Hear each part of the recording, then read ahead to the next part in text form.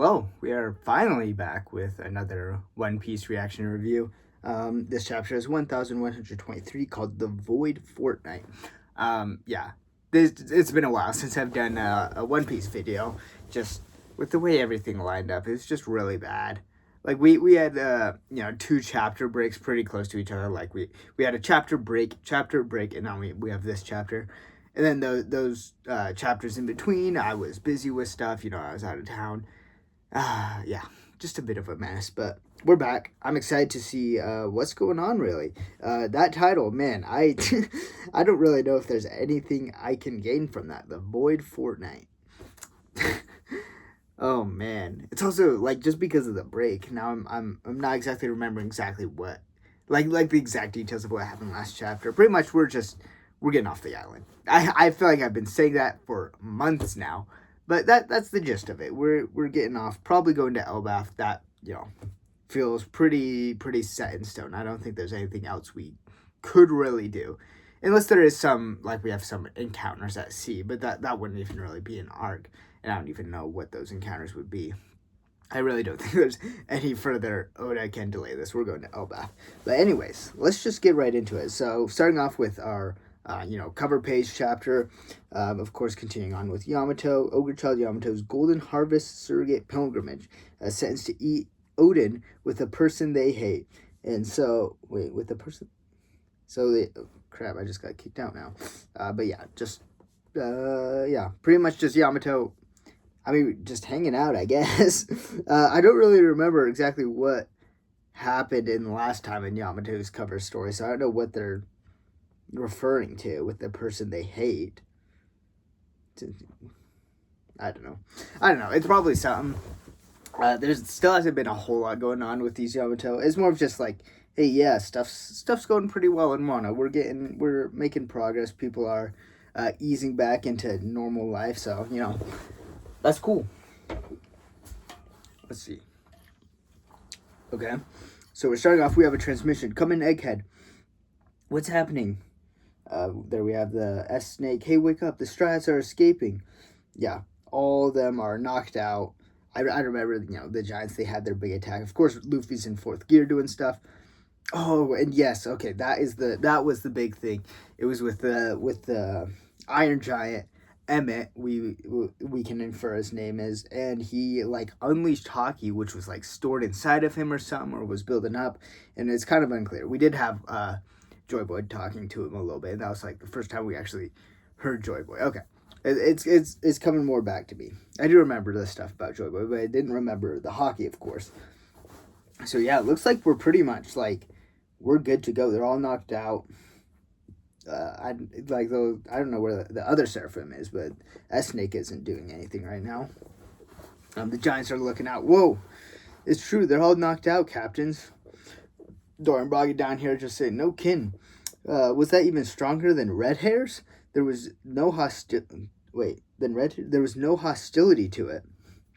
Yeah, that's some crazy praise. But I guess if it was Joy Boy's Haki, which I guess we can that seems to be what it is, then yeah, being stronger than Shanks makes sense. But also Shanks is I don't know, I would argue at this point, current day One Piece, he probably has the strongest Haki out of anyone. Kaido and Big Mom are extremely powerful, but Haki's Shanks' thing, since he doesn't have a devil fruit. They focus on training the devil fruits. Shanks, he has Haki, and he goes hard into that. He probably does a crap ton of training with that. Anyways, Luffy shouts, "Thank you, Giant Robo," and it looks like it's winded down a bit. Luffy's just laughing. Hee hee hee. All right, and then here we go. The Giants. They're finally saying that they're taking off. Dorian Broggy. Then let's have it. Wait. Whoopsie. Yeah. Let's take advantage of their slumber and get the heck out of here. Ga ba ba ba ba. I like the sound of that. Let's get going, boys. Set sail to Elbaf. Yep, there it is. So yeah, we have Bonnie. She's knocked out. She seems to be sleeping fine. Zoro, Usopp. Usopp's having a great time, of course, meeting up with the Giants again. That's great. Luffy, he's in his old man form where he gets all wrinkly after using Gear 5. He looks pretty pooped. And then Sanji here, okay, because Sanji, yeah, he had Vegapunk. Still don't know. I mean, the fact that he's carrying his bag with him, yeah, I feel like Vegapunk might still be good. Let's see. Sanji just says, "What you said back there, that just doesn't sit right with me. Was this what you wanted, Vegapunk? I couldn't hear everything, but you said some pretty outrageous stuff. Was it?" And Vegapunk's not saying anything. I don't know if he's knocked out or what, but okay. And then we're actually going into a little bit of a flashback from 2 weeks ago. There's an abnormality in the numbers from the power plant. Yes, I'm certain of it. Look at the change in the particle number density and neutron flux. They're just like throwing out those high high sci-fi words, I guess. Those words, those buzzwords that you see in sci-fi stuff all the time. But the amount of energy expenditure on the Seraphim have been inching upward. If that's a mistake in our calculations, it's a grave one. That's Shaka talking right there. Wait, those aren't the numbers we confirmed, are they? Their response rate is rising, but the power plant remains stable. Pythagoras is back there. Shaka continues on. He says, "Yes, which means that this data represent evidence that someone has stolen some of the mother flame. All of the numbers regarding that power plant have been carefully manipulated to look normal, and the only one who could pull off such a feat is Vegapunk." It's more. Okay, wait. Okay, Shaka says that Vegapunk is Vegapunk. Was it Lilith? She's evil. I'm sorry to say that we're the only three with airtight alibis. Okay, so they like knew about this. They were probably like ready for it. And these three were the only one with alibis. The amount of energy that was siphoned off is vast. So it was one of the remaining four then. Like Lilith. He just keeps looking like, this is probably Lilith. I mean, she's literally like supposed to be the evil part, I guess. But, and that's why you want us to put our brains on stealth mode? Yes, if this experience is shared with Punk Records, then the culprit will know we're onto that. They're going hard on Lilith. Okay, wait, what? 1 week ago, it's York. Oh dear, I've identified the culprit. What? So Pythagoras, I guess, figured it out. What did he figure out? Okay. The information synced with Punk Records was all dummy memories. Even the video footage was fake from the cam snails along the infiltration route. But why? For what purpose? Also, forgive me, Lilith. They're like, okay. It wasn't Lilith. I mean, Lilith and York are definitely the most likely, with one being greed and gluttony, the other one being literally evil. I mean, I guess Atlas is violence, but like, or is it? It's like it's that idea, right? Violence or something like that. But violence isn't. You wouldn't think that they're so careful and meticulous with all this. I found evidence that the sea beast weapons were controlled as well. Traces of wiretapping white transponder snail usage detected. Found it. I've successfully recovered the data of this long-distance snail call. Okay, so this must be a conversation between the Gorosei and York, probably, or something like that. Dr. Vegapunk is studying the Void Sentry. A transmission to Mary Joa. No wonder Cypherpool was coming to investigate so often. 6 days ago, so we're progressing through, catching up to current day. They say the kingdom of Lucia is gone. The details are unclear as of yet. They can only be an omen. Pythagoras, keep a close eye on wireless transmissions and underground reservoir levels. I will. Shaka asked him, do you think it's related to the stolen mother flame? I do. She must have used the sea beast weapons to transport it to the government. If I speak without evidence to back it up, I'm certain the world government is in possession of an ancient weapon. They've used Mother Flame They've used the Mother Flame York gave them to activate it. We will see the grisly results soon enough. I know in my heart it is true, but I cannot go public with it. This is all my fault. I should have never tried to isolate greed from the human mind. Interesting. So yeah, he knew about this. He feels guilty about it, of course. He feels like I own the mother flame. I should be responsible for everything that happens to it. I've got to be careful with it. But then also everything with York. I mean, the fact that that's supposed to be like a part of his mind, obviously he's going to feel guilty about it. And I'm just thinking it's interesting that they specifically chose greed of all things to make like the most evil one. Even literally Lilith, who is supposed to represent evil itself, is still like she didn't do anything bad. It was greed, gluttony from York. It's interesting. Do you think that we could apprehend York to keep her from causing more harm? It's already too late. Whatever York is after, it doesn't matter. Anyone who learns of the Void Century will be eliminated. I'm just realizing, Void Fortnite, like it's probably referring to this 2-week period, probably, because they just said 2 weeks ago. So all of this like information being lost, or the government wants all this information under wraps in those 2 weeks.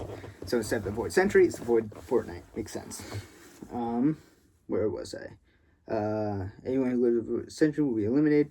By recklessly handing over the Mother Flame to them, York has demonstrated her potential value. We would never have done such a thing without thoroughly determining the purpose and safety of it first. There's still time for us to flee, Stella. The Nairi Quasar an escape ship, one that will evacuate all the residents of Egghead. It is too late for us, however. Secret orders have already gone out to various naval branches. They will hound us to the very ends of the earth, and to die anywhere else would be to die in vain. And more importantly, Egghead has facilities and tools that O'Hara did not 22 years ago. I have the means to maximize the reach of my voice. The closer I get, the darker it looms. Just what is the world government? If I must die, it won't be for nothing. I'm sorry this had to happen to you. That's silly. We're both Vegapunk too, you know.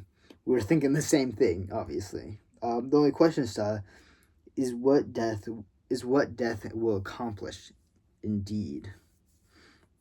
There's one other thing we cannot afford to lose. The cloud planet that produces island clouds. Those clouds might be those clouds might be the foundation of humanity's survival after all. Okay. So yeah, obviously with the flooding and everything, they're creating clouds that we see on Skypiea, where they're physical things. And it seems like, I guess they're doing that because they seem to be the easiest to produce, and they're going to be able to float above. So yeah, I mean, he it's crazy how much he's just been planning this. Like, he's known about this for so long, clearly, and now we're just barely figuring out about this whole sinking of the world and everything. And then here's York. Huh? What's the Stella doing here? He's over by the Iron Giant right now. York, just doing what I always do, giving the Mother Flame a low test run. If we can move this thing with it, it just might be the ideal energy source. That's true. I hope you finish your experiment soon. I do too. But that it stays incomplete is my only hope. Where is that like sentence coming from? It must be from on this previous page is when Shaka, I think, asked, "What will death accomplish?" Indeed, but that it stays incomplete is my what?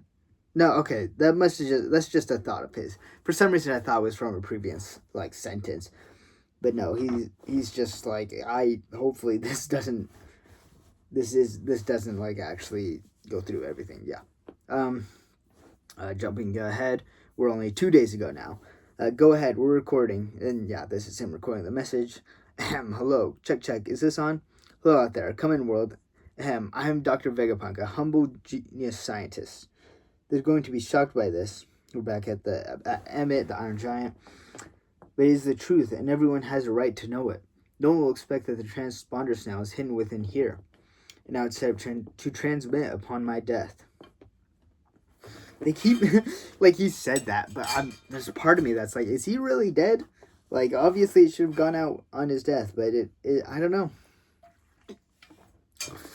To prevent anyone else from learning that we have arranged this little trick, I will be erasing this event from our minds. Okay, so never mind. Okay. That actually makes more sense, because Shaka was like actually shocked when York came in to like kill him down below with all those CPE number whatever agent prisoners.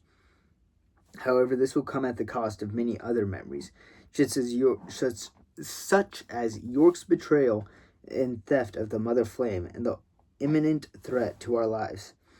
We will be startled anew by these things. We will be frightened all over again. However, our plans will already have been laid. The utter disaster that awaits just around the corner is none other than our ultimate triumph. I see. Why am I here? This is the memory mass testing lab. Wait, this is my handwriting. So this is obviously the note he ran. Oh, okay. I sort of read that. It makes a bit more sense. Good morning, gentlemen. You will find out that within your memory there is now a void fortnight, but it was done of your own volition. There are many surprises in store for you. Lol. Okay. That just threw me off that I would even see that in a One Piece chapter. LOL. Okay, so that void fortnight thing makes a bit more sense. I thought it was gonna be like, oh, the Vegapunk finds out about all this information and all this stuff and these events that go down in these 2 weeks, and the government they don't want any of that to come out. But no, it's their memories of the last 2 weeks. But I will leave you with one piece of information. One piece? One piece? The world government knows about your research into the Void Century. What, they do? But rest assured that you've already put together the perfect countermeasure before you hurtle toward your glorious death. And one more thing. Oh, and then the thing cuts off. Stella, Straw Hat, the Emperor of the Sea, has just landed here with Bonnie. CP6 has landed? CP6 has just landed with Bonnie. What? CP6 has landed. What? We're surrounded by Navy battleships. What? It's Admiral Kizaru and St. Saturn. What? I want you to know, though, we're going down to save Bonnie. I intend to remain down there. Huh, but you'll die. I don't want you to save me. Just leave me down there to perish. Huh, you got a death wish or something? So this is a conversation from earlier, when he's with Sanji, Frankie, Atlas. So yeah, he tells that to Sanji. Obviously, Sanji did not obey that. Certainly not. But I feel like my death might cause something to happen. It sure will. A bunch of people will be upset. I can't just let you die. Pretty please. And one other thing, when it comes to the One Piece, what now? I want your crews to be the ones who get it. And now we're getting back into modern day here. It's a cool thing for Vegapunk to say, but we're at the party and everything. The Giants are celebrating a toast to reuniting with old friends.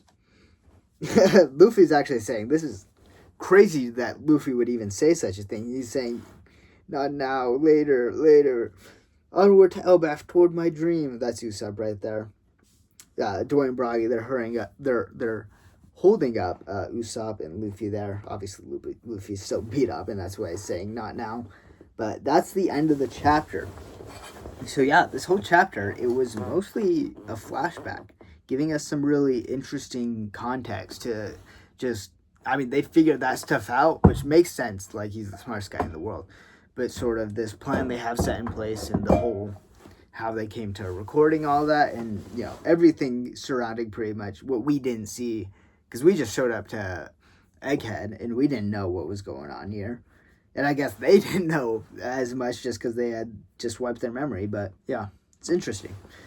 Some cool stuff in this chapter. Again, it's interesting that Oda chooses to have greed be like the ultimate terrible thing. Even evil itself wouldn't be as bad, but greed, which I think makes sense a lot with the themes of One Piece. Just where Luffy, like his dream, he just wants to be wants to be free, and he wants other people to be free and happy. Like, it's a pretty selfless goal. Like, he still wants it, and he's gonna do whatever it takes because he still wants that. And you could say, you know, in a way it's selfish, but it's not. He doesn't want to put other people down, and so in that way it's pretty selfless. Whereas all these other villains, like all the villains we've seen, it's like, when you think about it, greed is their like primary factor. They just want more, and they want gain. Most people, they want to find the One Piece because they think, oh, that's a bunch of treasure and I'll be rich, and so that's their goal. But Luffy, he just wants to be free and happy, and it's as simple as that. And so it's interesting. I think it really, I don't know, like, it just barely stood out to me here, but that really works with the themes of One Piece, where greed is like the ultimate evil. Um, yeah, it's a cool chapter, just to give us some background context. It still feels like Otis. It does still feel like Otis kind of delaying the. We're leaving Egghead. Well, not quite yet. We gotta have this flashback first, and yeah. But now, finally, we're leaving Egghead. We're probably still not gonna see Elbaf for quite a few chapters, I would say. I don't know. I'm just trying to think how much stuff are we going to do on the ship with all the giants? Like, are we going to have some interesting stuff there?